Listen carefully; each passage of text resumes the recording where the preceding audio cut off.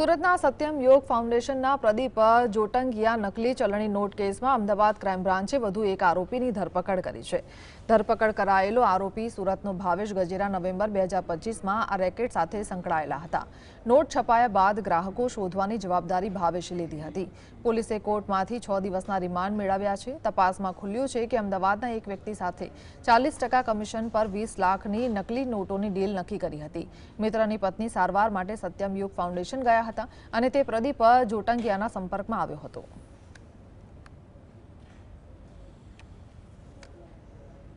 બનાવટી ચલણી નોટો છાપેલી છે તેમાં મુખ્ય ભૂમિકા ભજવનાર અન્ય એક આરોપી છે જેનું નામ ભાવેશ ગજેરા છે।